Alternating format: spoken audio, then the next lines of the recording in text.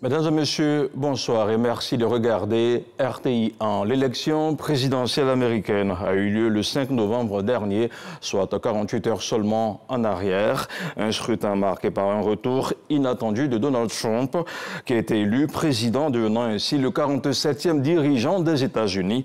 Une élection qui a été particulièrement notable pour plusieurs raisons. On fait le décryptage dans quelques instants dans votre émission. Ça fait l'actualité.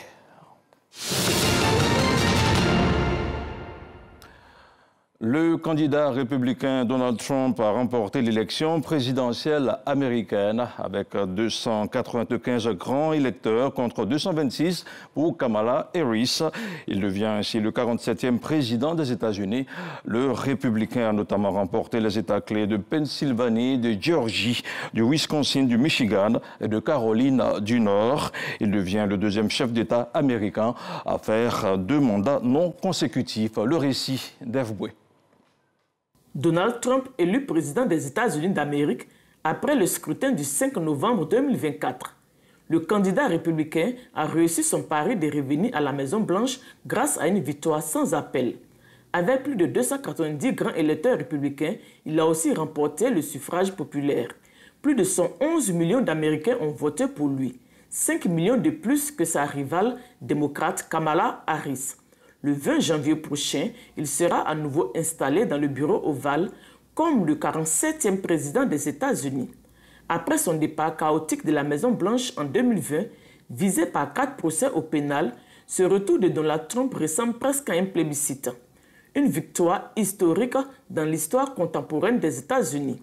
Ce comeback de l'homme d'affaires milliardaire âgé de 78 ans à la tête de la première puissance mondiale aura certainement des conséquences bien au-delà des frontières américaines. Les situations de crise en Ukraine et au Moyen-Orient, entre autres, sont des questions à l'ordre du jour. Pour débattre de cette thématique avec moi sur ce plateau, Nanurugo Koulibaly, professeur des universités. Bonsoir. Bonsoir, M. Koné. Merci d'être avec nous ce soir. En face de vous, nous avons Félix Boni, éditorialiste. Bonsoir, Félix. Bonsoir, cher confrère. Merci, cher monsieur, d'être avec nous. Nous allons parler des principaux candidats. Le contexte et les candidats de cette élection se veut assez particulier. D'un côté, on a Kamala Harris désignée pour succéder à Joe Biden, poussé vers la sortie par les membres de son parti après une prestation jugée catastrophique lors d'un face-à-face avec justement Donald Trump et de longs mois de polémique sur son âge. On parle d'un président vieillissant. Et de l'autre côté, le candidat Donald Trump, condamné au pénal en mai dernier à New York et dont la sentence a été repoussée après l'élection présidentielle américaine qui vient de se tenir le 5 novembre dernier et qui sera fixée sur sa peine le 26 novembre prochain. Alors, est-ce qu'on peut parler d'un scénario improbable? Chers messieurs, on va commencer avec Félix Boni. Oui et non. Pourquoi? Parce que le scénario est improbable, parce que vu les différents procès dont Donald Trump faisait l'objet, c'était pas évident qu'il soit le candidat des Républicains. Mais malgré tout, il a réussi tout de même à se faire nominer comme candidat des Républicains. Je dis oui, scénario plus ou moins probable par rapport à son avènement au pouvoir, parce que quand on regardait son adversaire Joe Biden, qui quelque part ne faisait vraiment pas, j'allais dire, l'unanimité au sein de son parti, les démocrates, et quand on regardait un peu les faiblesses de Biden, jusqu'à ce qu'on en arrive à Harris et tout le reste, je crois qu'Harris n'aura pas démérité, parce que quand on arrive au dernier moment, qu'on prend le relais du président sortant et qu'on essaie de se battre pour arriver à ces résultats, c'est une dame qui n'aura pas démérité. Mais je pense que la victoire se dessinait plus ou moins, parce qu'il faut le dire clairement, les Américains, c'est 2 valeurs par rapport aux élections aux États-Unis, pour ce que moi j'ai eu à expérimenter quand j'y étais pour l'élection d'Obama. C'est ça. 2 valeurs fondamentales, c'est-à-dire les croyances, c'est-à-dire les principes des Américains. Les républicains, c'est des conservateurs. Ils sont, j'allais dire, radicaux sur certaines choses, par exemple l'avortement, les questions comme, j'allais dire, LGBT, ce sont des choses qui sont rejetées systématiquement parce que leur ligne est basée sur les questions de foi.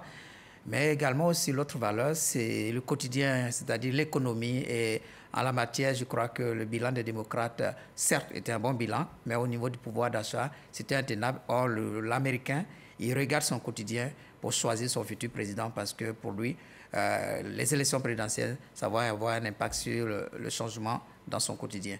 Pas forcément sur le pays, mais sur son quotidien immédiat. C'est ça. Alors, professeur Nanorogo, la même question pour vous. Deux candidats auxquels on ne s'attendait pas, qui vont en course, et avec un gagnant qu'on n'attendait pas aussi. Est-ce que le gagnant, on ne l'attendait pas? Pour moi, je dirais non. On y va d'abord sur les deux candidats dès le départ. Ce qui n'était pas attendu dès le départ, c'est la candidature même de Donald Trump à cette élection. C'est ça. Au regard du contexte général, depuis sa défaite face à Joe Biden à l'élection dernière, les différents procès et les violences qui ont suivi, à la limite son refus d'accepter sa défaite, ensuite les différents procès, il a été traîné devant la justice et également traîné dans la boue. Ce qui n'était pas probable, c'était sa candidature. D'accord. Oh, il a pu tenir face à toute cette adversité et venir passer à l'épreuve qualificatrice des primaires au niveau des Républicains, obtenir le ticket et l'autorisation d'aller à l'élection en tant que candidat des Républicains. Ça, ce n'était pas attendu. Par contre, quand on regarde le contexte et les fortes hésitations des démocrates pour se trouver un candidat d'abord pour affronter Donald Trump, la victoire de Donald Trump n'était pas improbable. D'abord, Kamala, elle est arrivée comme candidate de substitution. D'accord. Qui n'était donc pas préparée. Or, l'élection, c'est sur plus d'un an que ça se prépare de façon générale. Effectivement. Le contexte permet d'adopter une certaine posture par rapport à tout ce qui se passe et comme le diraient les journalistes, de bien angler ton champ et avancer dans l'espace public. Ça, à côté de ça, aux États-Unis, il me semble que l'épreuve des primaires est une sorte d'épreuve qualificatrice. Dans quel sens? Oui, quand tu subis l'épreuve des primaires, tu es qualifié. Tu as une certaine légitimité pour aller comme candidat. Or, elle n'a pas subi cette épreuve. Donc, ça peut paraître pour certains comme une favorisée, en fait. Ouais. D'accord. Donc, il y a ce contexte. Donc, finalement, étant arrivée comme un cheveu sur la soupe, je dirais, elle n'a pas pu trouver la posture et les discours qui étaient susceptibles de séduire l'électorat américain. Elle n'a eu seulement que 3 mois effectifs de campagne. C'est justement pour cela moi, je pense que la victoire improbable, elle n'était pas attendue. Est-ce qu'on peut parler d'un choix par défaut pour Kamala Harris? Oui, on ne peut même pas parler. C'était un choix par défaut. Oui.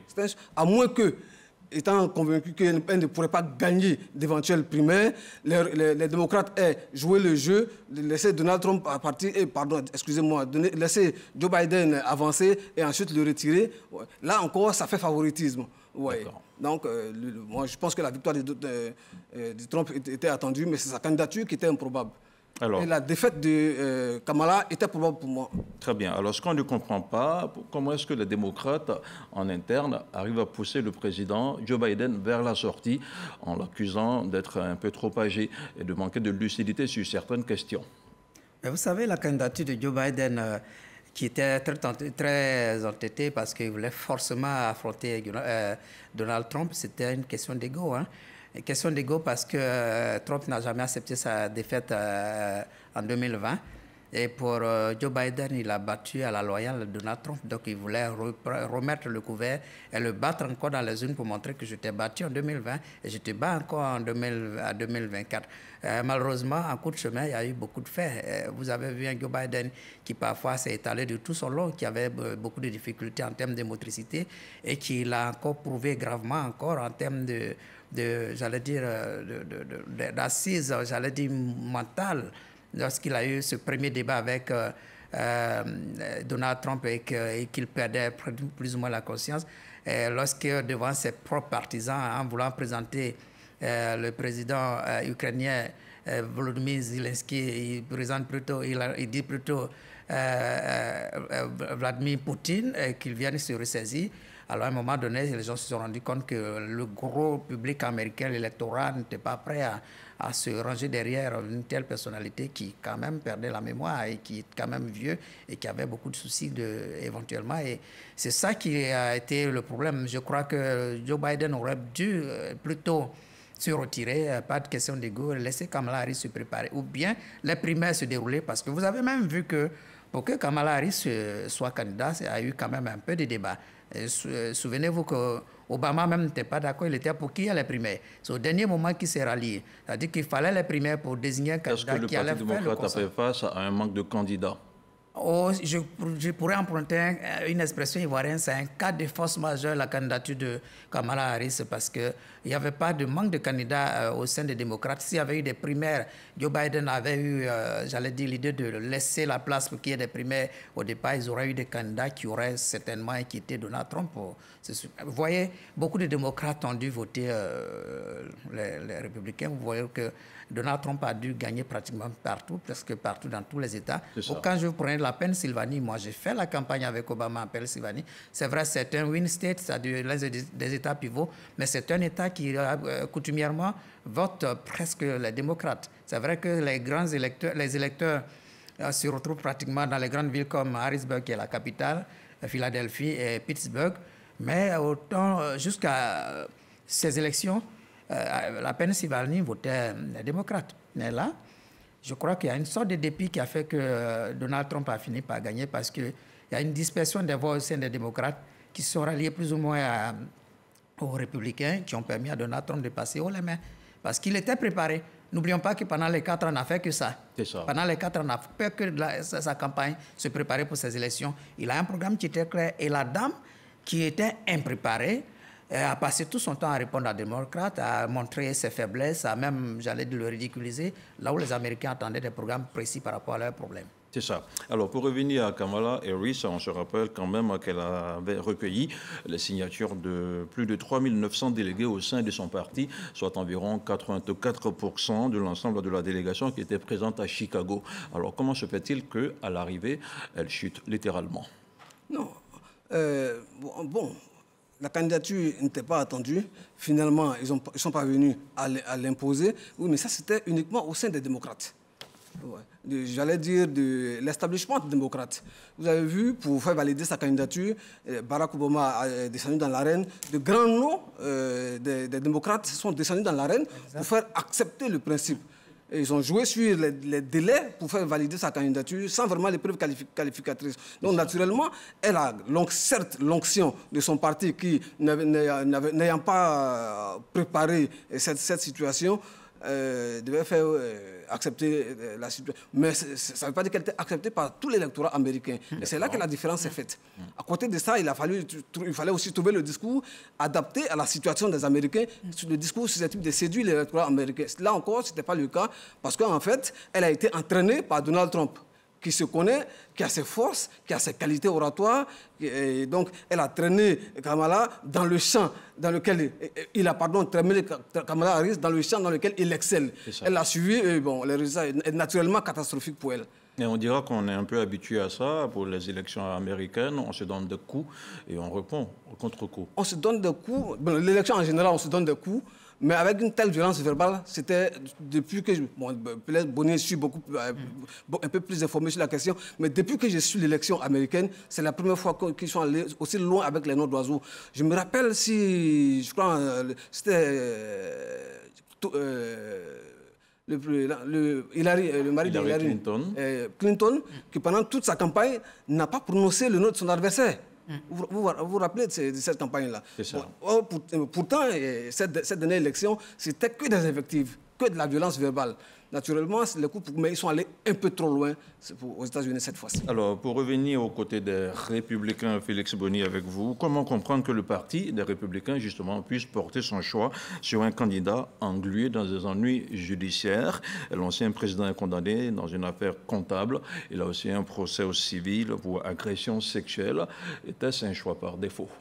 Est-ce qu'on peut parler de choix par défaut? Parce que finalement, il n'y a pas eu de personnalité qui a réussi quand même à j'allais dire, affronter réellement Donald Trump. Donald Trump, c'est un homme qui a de la personnalité. D'ailleurs, Trump est dépeint comme ce monsieur qui refuse toujours de, j'allais dire, il a un slogan qui est, je vais caricaturer le slogan, ne jamais céder.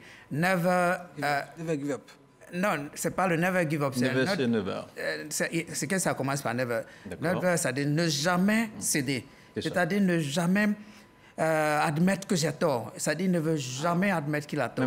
C'est un monsieur qui est un battant, qui sait se battre et qui arrive toujours à dominer ses adversaires. Il y a eu des velléités au sein des Républicains, mais il a réussi quand même à faire ce passage en force. Il a réussi à se rallier des personnalités fortes comme, vous prenez aujourd'hui un monsieur comme le monsieur de Tesla, de X, Elon Musk, ce sont des gens qui sont des outils importants de communication qui dans sa formation politique. Il a encore beaucoup de blancs qui, je dis, il faut le dire, parce que les élections aux États-Unis, au-delà des valeurs, il y a aussi quelques considérations qu'il faut prendre en compte, qui sont avec lui. Les États-Unis, c'est quand même 59%, presque 59% de population blanche. Et c'est l'une des raisons également pour lesquelles il faut parler de Kamala Harris, une candidature, j'allais dire, qui est un cas de force majeure, qui arrive et qui avait quand même assez d'éléments qu'il fallait, j'allais dire, préparer à l'avance. Elle est noire, elle est issue de la minorité noire, parce que les Noirs représentent moins de 15% de la population des États-Unis. Elle est pas afro-américaine, elle est plutôt jamaïcaine. Et ce qui fait que les Africains ne se reconnaissent pas véritablement en elle. Et elle est femme. Ce n'est pas parce que les Américains ne sont pas prêts à voter une femme. Je dirais même que si c'était Hillary Clinton encore plus jeune... Tous les sondages la donnaient vainqueur de ces élections. Au niveau des femmes, les femmes ont voté massivement pour elle, mais il y avait eu 45% de femmes qui ont voté pour Donald Trump, ce qui n'était pas le cas quand Donald Trump était face à Hillary Clinton. Donc, il y a également que même au niveau des Afro-Américains, beaucoup ont voté pour Donald Trump. Quand vous prenez la population blanche, 57% de la population blanche a voté pour Donald Trump. Mais quand vous avez 58% de la population qui est blanche et que 57% votent pour un candidat, mais il est largement vainqueur. Mais il y a des éléments qui n'ont pas été gérés parce que sa candidature n'a duré que 3 mois. Il fallait préparer les gens à tous ces éléments. Une femme, une noire, et de surcroît, je le dirais, qui n'est pas afro-américaine. Il y a plein d'éléments qui nécessitaient qu'il y ait des éléments de langage pour convaincre l'électorat américain de façon globale. Et tous ces éléments, c'était dans l'impréparation, dans l'improvisation. Il y a eu la masse populaire, mais attention, aux États-Unis, la masse, le public, la foule, ça ne fait pas les élections parce que c'est basé toujours sur des valeurs et sur le quotidien des populations. Alors, professeur Nanourougo, sur la candidature de Donald Trump, un candidat englué dans des ennuis judiciaires, comme on l'a dit tout à l'heure. Oui, Trump a connu 4 années vraiment difficiles au niveau judiciaire, depuis que son coup de force manquait l'attaque des institutions américaines.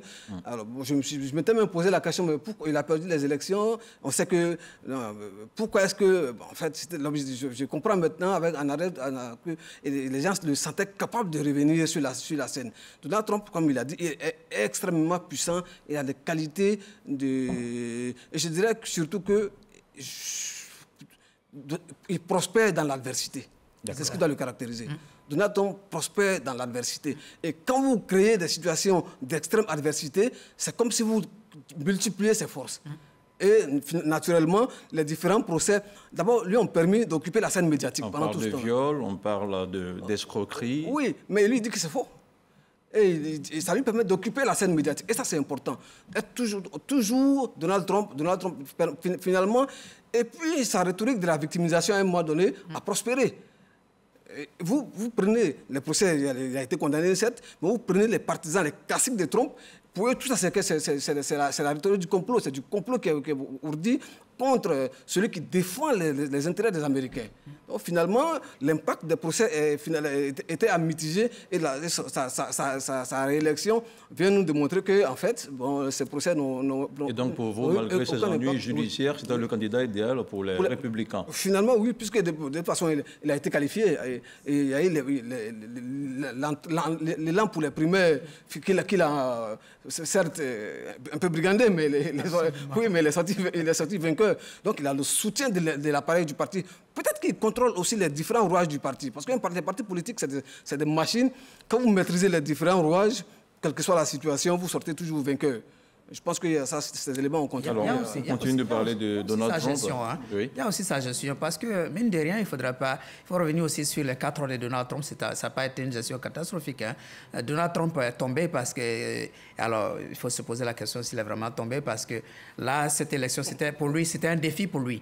C'est-à-dire, revenir au pouvoir, c'est la preuve que je n'avais pas perdu. La preuve, je suis revenu. Un défi relevé, donc. C'était un défi personnel pour lui, revenir au pouvoir. C'est pourquoi il s'est battu bec et ongle. Ce n'est pas une victoire, c'est une victoire personnelle d'abord pour lui. Et pour lui, le fait d'avoir gagné aujourd'hui dans tous les États où il avait perdu montre que quelque part, parce qu'il soupçonnait son adversaire de lui avoir soutiré des voix frauduleusement. Donc quelque part pour lui, mission accomplie. Par contre, pendant ces 4 ans, Donald Trump avait quand même un bilan positif. Ce qui a fait chuter Donald Trump, si effectivement il a perdu les élections, et je considère qu'il a perdu effectivement ces élections, c'était la question de la COVID qui avait été très mal gérée.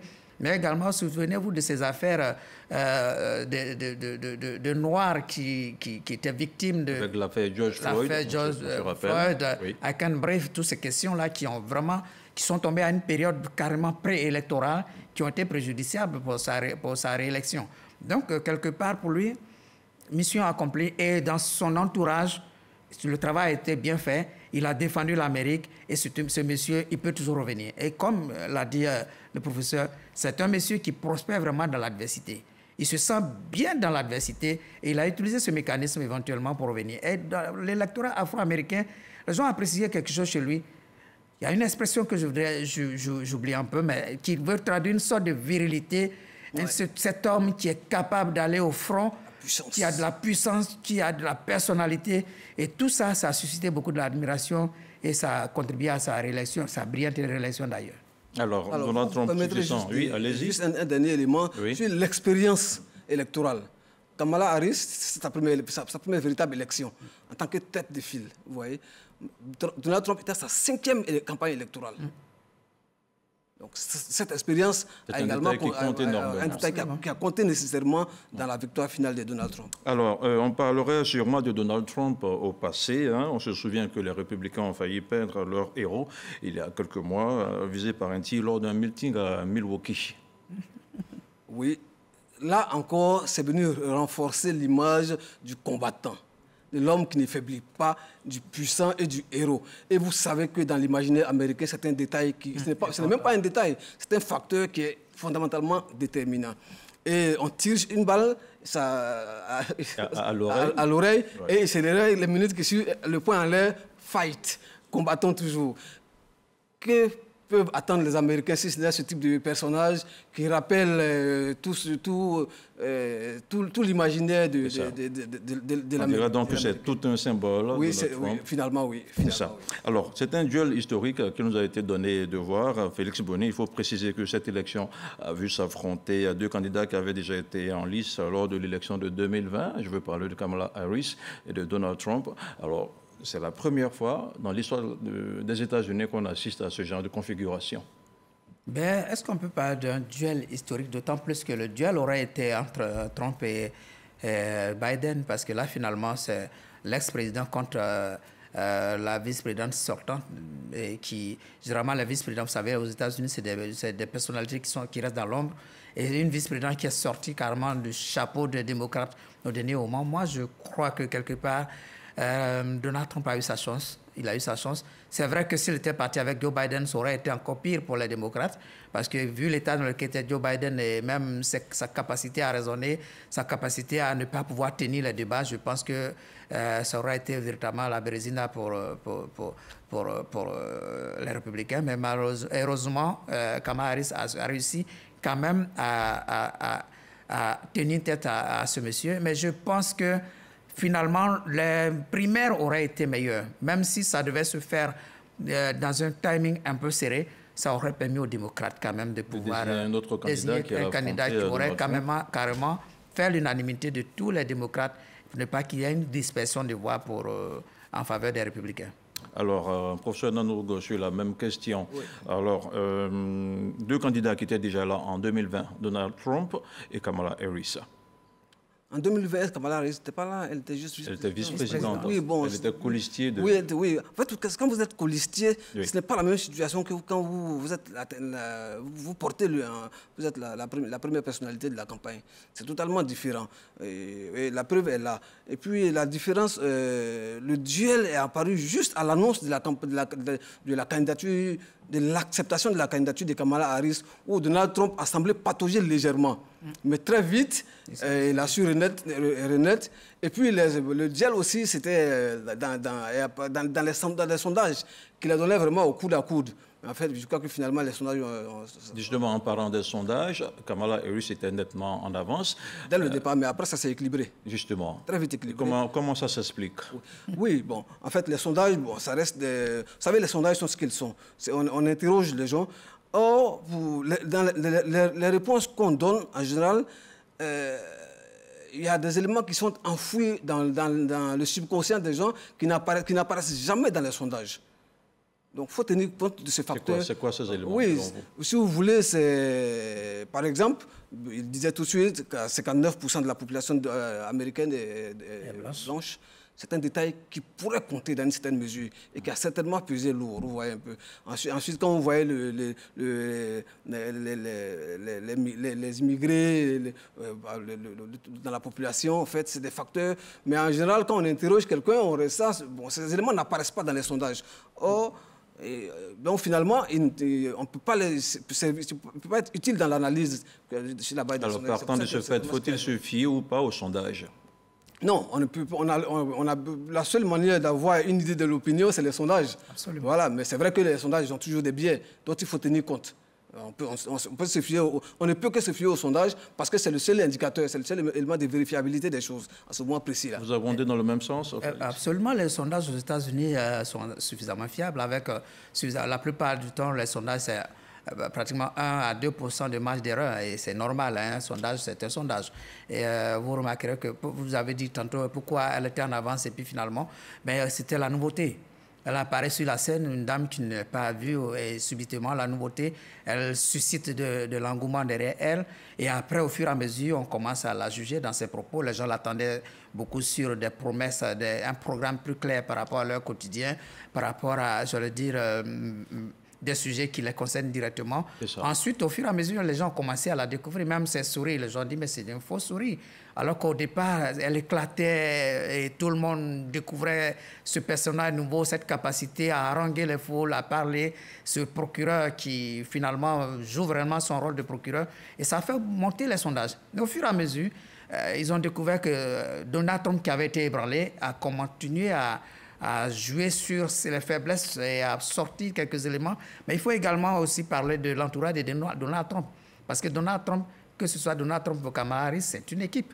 Et il faut jouer, quand je dis il faut parler de l'équipe, je parlerai par exemple d'Elon Musk qui a joué un rôle très capital, qui a dépensé des milliers de milliards pour Trump, mais qui a également participé à la communication. De façon Vous avez physique, vu, hein. l'intelligence artificielle a servi à déconstruire l'image de Kamala Harris en adjoignant à son image celle de Joe Biden, c'est-à-dire un candidat par défaut parce que l'autre est sénile, voilà, on vient nous présenter une femme.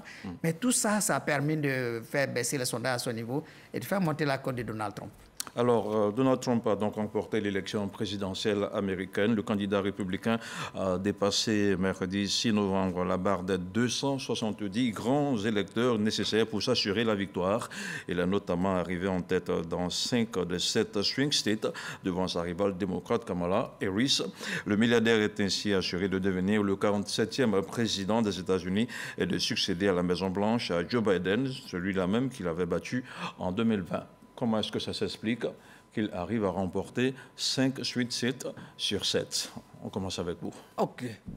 Alors, fondamentalement, vous savez, quand on arrive quand on se jette dans la bataille électorale, il y a de façon très générale 2 grandes positions. Soit on s'inscrit dans une logique de rupture ou bien dans une logique de continuité. Et Donald Trump, il était dans la posture de la rupture. Il a su construire le discours qui proposait du changement dans le quotidien des Américains.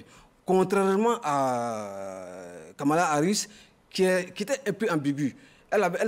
Faut-il assumer pleinement l'héritage de Biden ou bien montrer proposer une rupture.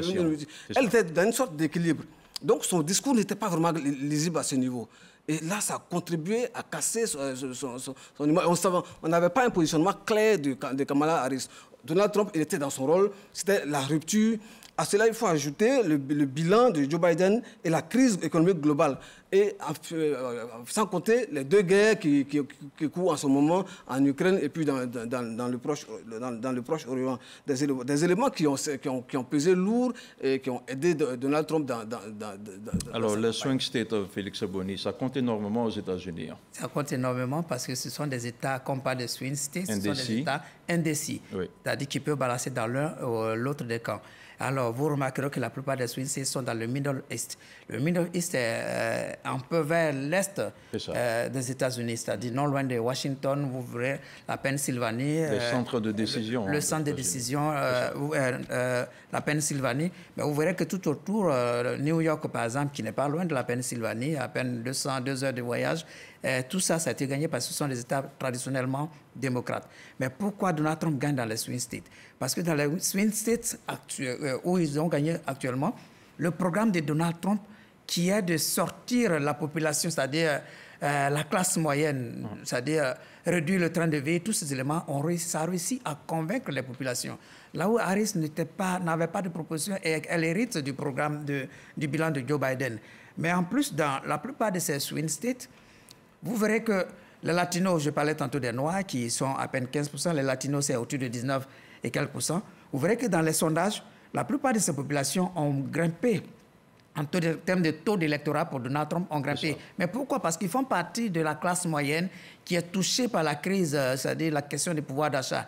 Et toutes ces personnes ont balancé dans le Kamala Harris semblait avoir cette classe moyenne avec elle. Elle n'a pas pu avoir cette classe moyenne avec elle parce qu'elle n'a pas pu avoir des propositions très exact par rapport à la question aux préoccupations existentielles de cette classe moyenne. Vous imaginez, aujourd'hui, cette classe moyenne a des difficultés, par exemple, un fonctionnaire moyen a des difficultés pour se loger. Vous imaginez quelqu'un qui est professeur à Port-Boué, à Abidjan, Port-Boué, parce que nous parlons à tous les Ivoiriens, mais qui habite en Niama et qui doit se lever là-bas à 4 h du matin pour venir enseigner à Port-Boué parce qu'il ne peut pas se loger à Port-Boué, c'est compliqué. Et quand Donald Trump leur fait des promesses, je vais réduire les impôts, je vais prendre telle décision et qu'ils savent que ça va leur permettre éventuellement demain d'habiter non loin de leur lieu de travail. Et c'est clair que ces personnes ont choisi Donald Trump. Ce sont des promesses qui comptent. Ce sont les promesses qui comptent. Alors, professeur Nanougo, Donald Trump a remporté l'élection avec 295 grands électeurs contre 226 pour Kamala Harris. Il a également obtenu la majorité du vote populaire, ce qui est assez significatif. C'est la première fois qu'un candidat républicain arrive à le faire. Oui, c'est une victoire, comme on le dirait, sans bavure, une victoire qui est au-delà de la race, qui est au-delà des origines et qui vient consacrer le parcours d'un homme et consacrer le choix des Américains de l'offre proposée par Donald Trump, malgré les récriminations qui sont à l'extérieur des États-Unis finalement. Donc, on dira finalement qu'il a l'onction des Américains et il a su proposer le discours qui était adapté à l'Américain moyen. Pendant que Kamala semblait s'adresser au monde entier, qu'elle veut séduire avec une sorte de discours politiquement correct. Trump s'est adressé à l'Américain et a dit ce que l'Américain voulait entendre. Très bien. Simplement. Alors, on va maintenant écouter quelques réactions des populations qui se prononcent justement sur l'impact de l'élection, sinon de la réélection de Donald Trump aux États-Unis. On écoute. Le républicain Donald Trump retrouve son fauteuil perdu il y a 4 ans. Une réalité depuis ce mercredi 6 novembre 2024, faisant de lui le 45e et le 47e président des États-Unis. Donc le 2e président dans l'histoire des États-Unis à cumuler 2 mandats non consécutifs. Le premier étant le démocrate Grover Cleveland. L'homme d'affaires américain a cette fois-ci remporté non seulement le collège électoral, mais aussi le vote populaire des Américains. Depuis, plusieurs capitales étrangères, des communiqués, lui souhaitent la bienvenue et le rassurent du raffermissement des liens entre ces pays et la Maison-Blanche. Les observateurs de l'actualité internationale donnent leur opinion sur l'événement dans le pays vu comme le symbole de la plus grande démocratie au monde. Je vois en lui quelqu'un qui a la niaque, qui a la rage de vaincre, qui réussit à surmonter les difficultés. Et ça, pour moi, on peut tirer des enseignements. Alors, c'est une élection qui est chargée d'enseignements. D'abord, du point de vue du candidat Trump lui-même, qui signe un retour triomphal au pouvoir 4 années après l'avoir perdu. Ce candidat, présenté par certains comme étant iconoclaste et quelquefois comme un feu de paille médiatique, s'est révélé être un véritable animal politique, surtout qu'on sait depuis toujours que Trump est un redoutable homme d'affaires. Trump de retour à la Maison-Blanche, à quoi doit-on s'attendre? Ce n'est pas que Trump va fermer les yeux sur ce qui se passe à l'extérieur, mais je pense que fondamentalement, sa politique ne devrait pas s'éloigner de ce qu'on a pu voir il y a 4 ans. Il y a certainement des leçons à tirer de son point de vue, parce que quand vous perdez une élection, ça veut au moins dire que des choses n'ont pas marché. Donc, c'est sûr qu'il y aura des ajustements à faire du point de vue de sa politique, mais l'ADN de la politique Trump, qui se caractérise par cette sorte d'imprévisibilité qui entoure le personnage, ne devrait pas, je pense, disparaître du jour au lendemain. À Abidjan, chacun y va de son commentaire sur le retour de celui qui promet mettre un terme au conflit devenu intense depuis son départ de la Maison-Blanche. Les Africains ne doivent pas s'attendre à grandes choses parce que durant son premier mandat, il s'est concentré sur les États-Unis. On a la crise israélo-palestinienne. J'espère que Donald Trump, en tant que président des États-Unis, va peser de tout son poids pour qu'on arrive à un dénouement définitif de cette crise. Il y a également la guerre russo-ukrainienne.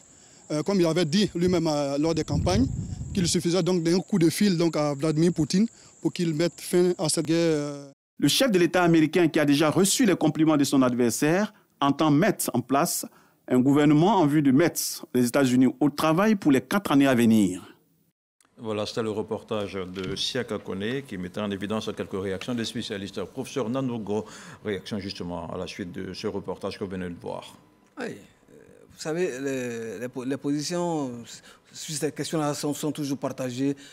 Mais bon, ils l'ont dit, il ne faut pas attendre. Le monde a déjà survécu à Trump, il a déjà fait 4 années de présidence. Le ciel ne nous est pas tombé dessus. Donc, il ne faut pas. Et puis, au-delà de ça, les relations internationales sont ce qu'elles sont. Elles sont dirigées par les intérêts des uns et des autres. Voilà, c'est pour ça que quand vous voyez les réactions au niveau international, elles vont entre l'exultation et la pondération. Benjamin Netanyahu qui exulte pratiquement, Orban en Hongrie qui exulte également, mais quand vous allez du côté de l'Iran, de la Chine, il y a beaucoup de pondération. Et ce qui est vraiment intéressant à remarquer surtout, c'est que chacun mise sur la capacité à travailler ensemble dans l'intérêt de chacune des parties. Et c'est ce qui prévaut. Donc les gens resteront dans la dimension pragmatique. Qu'est-ce que je gagne? Les États-Unis également, pour Trump également, qu'est-ce que les États-Unis gagnent dans ces relations bilatérales et multilatérales? Justement. Donc, en clair, ce sont les intérêts des uns et des autres qui vont guider la politique de Trump. Félix Boni, au chapitre des réactions internationales, plusieurs leaders mondiaux, comme le président chinois Xi Jinping, a félicité Donald Trump. Il souhaite renforcer les relations entre les États-Unis et la Chine. Un signe d'apaisement, on pourrait dire, selon vous? Un signe d'apaisement, oui, mais il faut le dire, hein, c'est-à-dire que j'entends souvent dire que, même quelqu'un l'a dit tantôt, que Donald Trump, il est imprévisible. Moi, je ne suis pas de ceux qui s'inscrivent dans ce schéma parce que le monsieur, il a un schéma qui est clair, hein, American first, les États-Unis d'abord. Et les pays n'ont pas d'amis, les pays n'ont que des intérêts. Et tout président de tout État, ce n'est pas pour vivre en vase clos, a aussi des intérêts. Donald Trump montre que désormais, les intérêts, pour moi, c'est les intérêts des États-Unis. Donc, c'est par rapport à ça qu'il va commercer avec le reste du monde. Et quand Xi Jinping le félicite et qu'il montre qu'il est prêt à coopérer avec lui, mais Xi Jinping sait très bien que le premier adversaire pour Donald Trump, c'est la Chine. Parce qu'aujourd'hui, c'est la Chine qui fait peur aux États-Unis. Et pendant la campagne, Donald Trump ne l'a pas caché. C'est-à-dire, pour moi, c'est la Chine. Et même pendant son mandat, les 4 ans de mandat de Donald Trump, la politique africaine de Donald Trump était basée sur la question de son programme Prosper Africa. Mais le programme Prosper Africa qui touchait 49 pays et qui permettait à plus de 2000, près de 2900 produits africains de pouvoir accéder au territoire américain. Le programme Prosper Africa, c'est pour contrer, j'allais dire, cette domination chinoise, cette expansion chinoise sur le continent africain. Et aujourd'hui, Donald Trump n'a pas de préoccupation avec la Russie, l'Europe. Par contre, on sait que l'Alliance transatlantique va connaître quelques difficultés. D'ailleurs, les États européens sont réunis pendant que nous parlons à Budapest pour voir quel sera notre avenir sans les États-Unis qui cherchent désormais à se refermer sur eux-mêmes. Et donc, je pense qu'il ne faudrait pas penser que la Chine sera forcément ami-ami. Ce sera des intérêts entre les deux grandes puissances. Mais Donald Trump est là pour que l'Amérique reste la superpuissance parce que son programme, c'est la MAGA, Make America Great Again, c'est de reconstruire la grandeur de l'Amérique, c'est-à-dire de faire en sorte que la Chine ne dépasse pas l'Amérique. Alors, quelle pourrait être la nouvelle posture des États-Unis, justement, dans les conflits qui opposent l'Ukraine à la Russie et la guerre entre Israël et le Hamas, un conflit qui a fait plus de 40 000 morts dans la bande de Gaza et qui aujourd'hui s'exporte au Liban? OK. D'abord, ce qui se passe en Europe. Vous avez vu que la presse, notamment occidentale, avait un certain dédain pour Donald Trump. En réalité, je pense que l'Europe, notamment l'Europe de l'Ouest, a une peur bleue de la Russie et ne compte que sur les États-Unis pour contrer Vladimir Poutine. C'est ce qui justifie un certain découragement au sein de l'établissement en Europe de l'Ouest. Parce que Donald Trump s'est dit qu'il pense que très rapidement, il peut faire cesser la guerre en Ukraine d'abord. Ça, c'est la première des choses. Et ça, c'est l'une des promesses fortes de sa campagne, faire cesser la guerre. Bon, on attend maintenant les modalités de mise en œuvre de cette cessation. Alors, pour ce qui concerne le conflit en Israël, il dit aussi qu'il va mettre fin au conflit. Mais de quelle manière il va mettre fin au conflit, il ne le dit pas. Et il dit qu'il s'agit juste d'un coup de fil. Solution. Oui, mais en fait, il faut aussi dire, pas de solution. Peut-être que c'est la solution extrême. C'est quoi la solution extrême? La solution extrême, c'est laisser l'État d'Israël faire ce qu'il veut. Ce qui est déjà Trump, le cas en ce moment. Non, pas tout à fait. Benjamin Netanyahu a beaucoup de faveurs de Donald Trump. Vous vous souvenez que la délocalisation de l'ambassade des États-Unis de Tel Aviv à Jérusalem, elle s'est faite quand Trump était au pouvoir. C'est ça. Et il a vraiment les atomes crochus avec le dispositif de Netanyahou qui est en Israël. Donc la fin qu'il promet, on ne sait pas exactement si c'est la fin négociée qui a toujours été prônée avec une reconnaissance de l'État de la Palestine, État qui a été reconnu par un certain nombre d'États en Europe de l'Ouest, ou bien c'est la solution proposée c'est vraiment pas clair. Et heureusement qu'il est maintenant aux affaires, on verra. Mais bon, on ne peut pas vraiment prévoir une fin systématique de ce conflit, parce que ça fait plus d'un an de guerre. Il y a au moins, vous avez dit, plus de 42 000 morts. C'est ça. Mais le conflit continue. La bande de Gaza est totalement détruite. Le Liban est attaqué au quotidien, mais il y a toujours des répliques. Donc, on attend de voir la solution que Trump proposera pour mettre fin à ce conflit, s'il a une solution. Alors, Félix Boni, quel sera l'impact de la victoire de Donald Trump pour les pays africains? Je rappelle que le nouveau président américain a reçu hier les félicitations du président Alassane Ouattara. Pour moi, il ne faudra pas s'alarmer. Hein. Je disais tantôt que les pays n'ont pas d'amis et non que des intérêts. Il ne faudrait pas penser que le président Trump va se désintéresser forcément de l'Afrique. Parce qu'aujourd'hui, l'Afrique, c'est quand même 1,5 milliard d'habitants. C'est-à-dire nous sommes plus peuplés que la Chine, on parle du plus gros marché de la Chine, l'Inde. L'Inde, c'est 1,4 milliard d'habitants. 1,4 milliard, la Chine, 1,4 milliard. L'Afrique, c'est 1,5 milliard. C'est quand même un marché.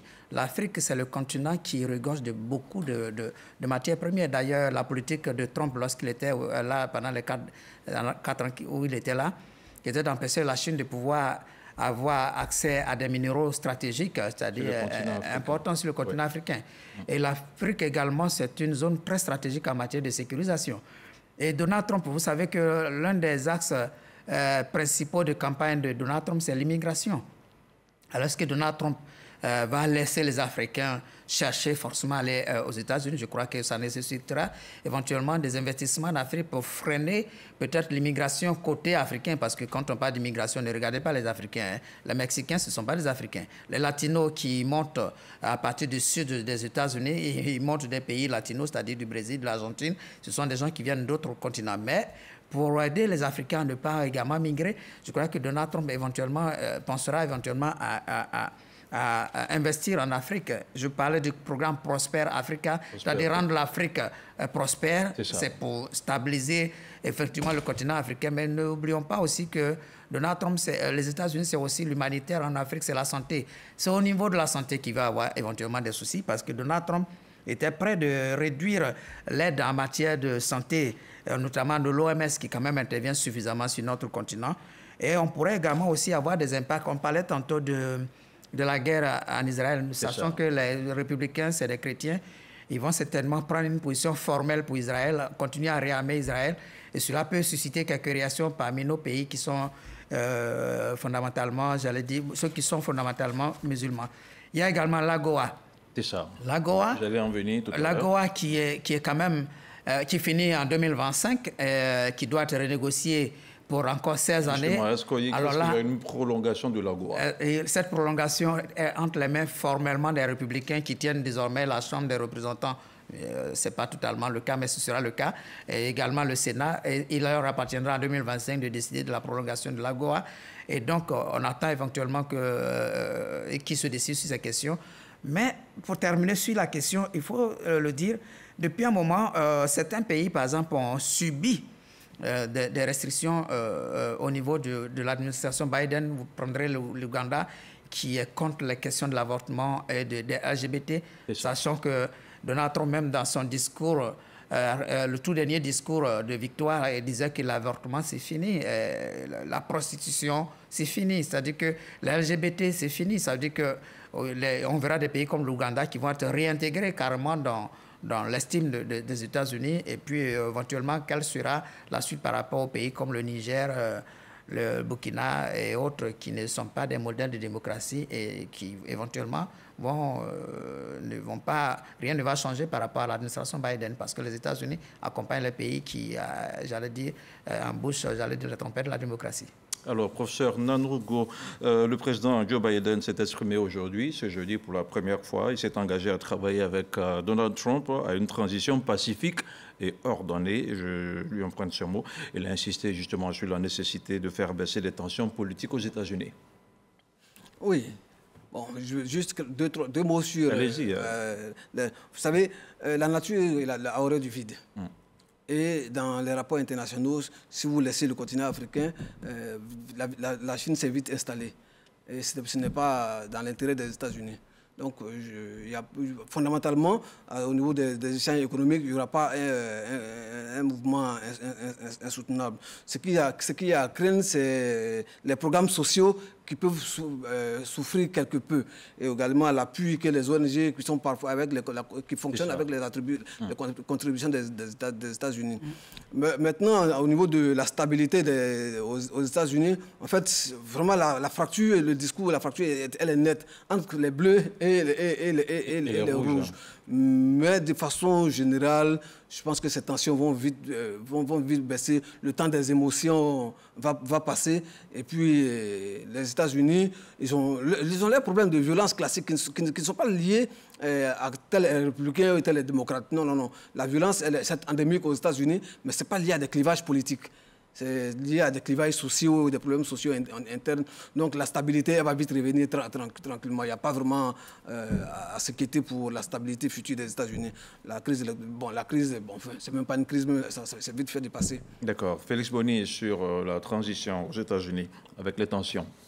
Mais est-ce qu'il y a des tensions aux États-Unis? Je pense que lorsque Biden parle de tensions, c'est plus ou moins la frustration dans les différents camps. Sinon, les Américains, une fois qu'ils ont élu leur président, c'est fini. Ils pensent à leur pays, à leur lendemain, à leur quotidien. Il n'y a pas de tension en tant que tel. Et puis, dans un mois, c'est-à-dire le 11 décembre, les grands électeurs vont se réunir. Ils vont élire le président qui va être désigné le 6 janvier par la vice-présidente, soit dit en passant, battue, candidate battue. C'est elle qui va proclamer définitivement la victoire de Donald Trump. Et puis le 20 janvier, Donald Trump investit et les Américains attendront les résultats de ces actes. C'est-à-dire il n'y a pas de tension. Les tensions, c'est ce qu'on a connu il y a 4 ans lorsqu'il avait lancé ce vilain appel qui a suscité un peu de mouvement. Mais cette fois-ci, ce n'est pas le cas. Kamala Harris qui a appelé tous ses partisans à l'apaisement, à reconnaître le résultat. Je crois que la belle démocratie américaine gagne en grandeur cette fois-ci. Alors, pour terminer, chers messieurs, est-ce qu'on est en droit de s'attendre à une nouvelle Amérique dans les mois, dans les semaines qui arrivent? Professeur Nanougo. Une nouvelle Amérique, en fait, les pays ne changent pas fondamentalement. Les États-Unis, depuis, il y a eu avant la deuxième guerre, avant les 2 guerres mondiales, les États-Unis étaient ce qu'ils étaient. Et après la deuxième guerre mondiale, les États-Unis, c'est la puissance mondiale qui instaure l'ordre. Il n'y a vraiment pas une nouvelle Amérique qui va naître. L'Amérique restera ce qu'elle est. En puissance économique, puissance militaire, qui va toujours dans les autres zones pour récupérer ce dont elle a besoin pour son développement, mais aussi bien en termes de ressources humaines qu'en termes de ressources naturelles. Hein. Les États-Unis, c'est un vrai prédateur et ce sera toujours le prédateur qui... Félix Boni, ça sera toujours un prédateur selon vous? Je parle plutôt d'un nouvel ordre mondial parce qu'il y a une rupture qui va s'opérer entre les États-Unis et l'Europe qui jusque-là ont bénéficié, j'allais dire, de la perfusion américaine. Et puis, il y a une sorte de nouvelle bipolarisation avec la Chine qui monte en puissance. Alors, il y a un nouvel état d'esprit quand même qui va s'instaurer parce qu'on a des républicains nouveaux, c'est-à-dire des républicains qui sont réellement des pistolets ou des boîtes en guerre. Rappelez-vous, Bush père, Bush fils qui est en Afghanistan et autres. Désormais, avec les républicains, Donald Trump, c'est une sorte des États-Unis d'abord, pas les guerrieros sur le front, mais plutôt faire revenir les militaires. Et puis, n'empêche que les questions de vente d'armes ne soient pas surpris que les États-Unis soutiennent Israël en termes d'armement. Mais ce qui restera fondamental, c'est que les États-Unis resteront les États-Unis, ce pays qui jaloux de sa grandeur, qui veut être la première puissance dans le monde et qui se battra toujours pour rester ce qu'il a toujours été. Très bien. On retient donc que les Américains resteront ce qu'ils sont. Félix Boni, merci d'avoir été avec nous. Je rappelle que vous êtes éditorialiste. Merci de votre passage sur ce plateau. Professeur Nanougo Coulibaly, professeur de l'université, merci également à vous d'avoir été avec nous sur ce plateau. Voilà qui referme ce numéro de S'appelle l'actualité, la spéciale sur les États-Unis d'Amérique avec l'élection de Donald Trump en tant que 47e chef d'État de ce puissant pays. On reste sur RTI 1. On se dit à très vite.